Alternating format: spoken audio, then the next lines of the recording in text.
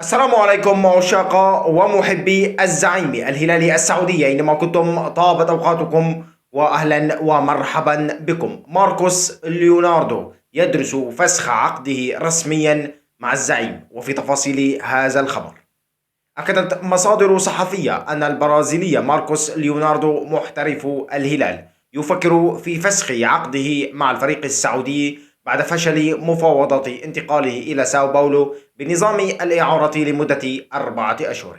وبحسب المصادر، انتظر ليوناردو بعد خروجه من حسابات الهلال للموسم الجديد التوصل لاتفاق الانتقال لصفوف ساو باولو بنظام الإعارة، وهو ما لم يحدث بسبب رفض الهلال تحمل أي مبلغ من راتبه خلال فترة إعارته.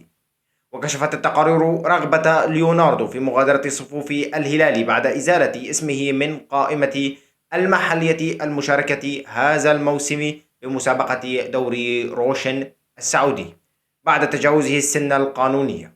وحسب المصادر، فإن ليوناردو يناقش محاميه وممثله حول إمكانية التقدم بطلب لفسخ عقده مع الهلال، مستغلا القاعدة القانونية في لوائح الاتحاد الدولي لكرة القدم الفيفا، والتي تنص على أنه إذا لم يكن اللاعب مسجلا في الفريق، وخصوصا اللاعب الأجنبي، فيحق له فسخ عقده بشكل طبيعي.